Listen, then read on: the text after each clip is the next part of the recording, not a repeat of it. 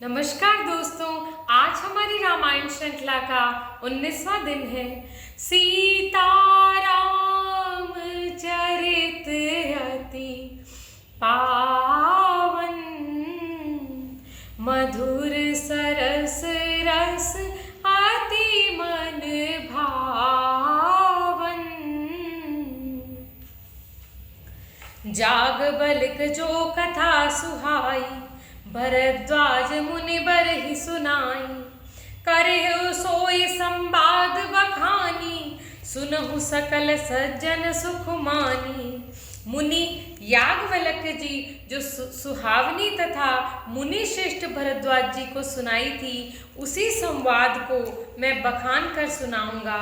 सब सज्जन सुख का अनुभव करते हुए सुने। शंभु कीन यह चरित सुहावा, बहुरी कृपा करियु महि सुनावा।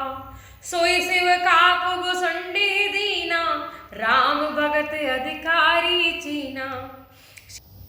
शिवजी पहले से ही इस सुहावनी चरित्र को रचा है, फिर कृपा करके पार्वती जी को सुनाया है। वही चरित्र शिवजी ने काकभुसुंडी जी को राम भक्त और अधिकारी पहचान कर सुनाया है। तेहि सन जाग बलिक मुनि पावा, तिन पुनि भरद्वाज प्रति गावा। ते श्रोता भक्ति समशीला, सब दर्शी जानई हरि लीला। उन काकभुसुंडी जी फिर याज्ञवल्क्य जी ने पाया और उन्होंने फिर उसे भरद्वाज जी को गाकर सुनाया। वे दोनों वक्ता और श्रोता समानशील वाले वे समदर्शी हैं और श्री हरि की लीला को जानते हैं। जानहि तीन काल निज ज्ञाना, करतल गत आमलक समाना। और उतेजे हरि भगत सुजाना, कहहि सुनहि समुझइ विधि नाना।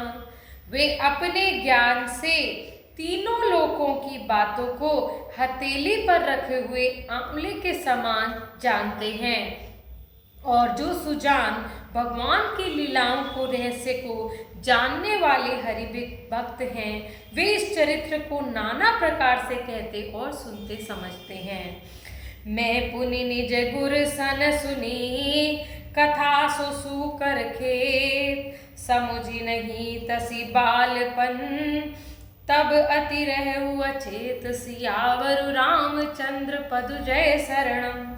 फिर वही कथा मैंने वाराह क्षेत्र में अपने गुरुजी से सुनी, परंतु उस समय मैं लड़कपन के कारण बहुत नासमझ था।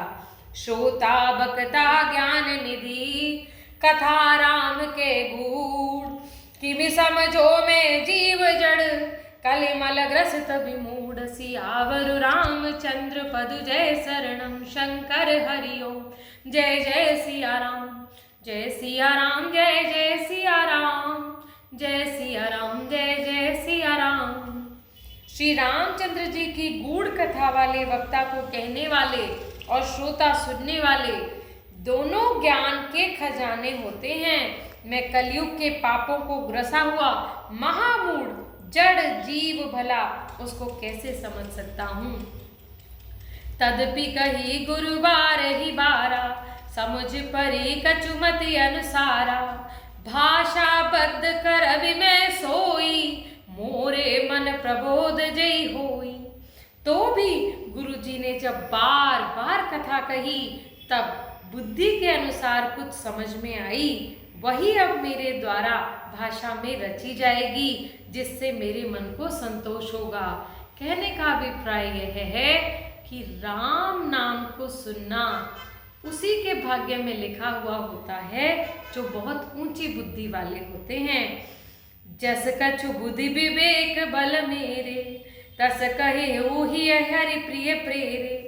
निज संदेह मोह भ्रम हरणी, करहु कथा भव सरिता तरनी। जैसा कुछ मुझ में बुद्धि और विवेक का बल है, मैं हृदय हरि के प्रेरणा से उसी के अनुसार कहूँगा।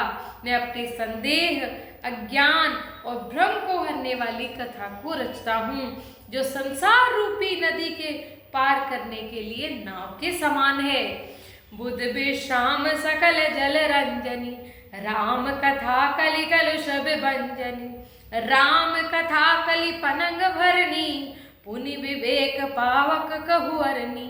राम कथा पंडितों को विश्राम देने वाली, सब मनुष्यों को प्रसन्न करने वाली और कलयुग में पापों को नाश करने वाली है। राम कथा कलयुग के सांप के लिए मोरनी है और विवेक रूपी अग्नि के प्रकट करने से अरनी है।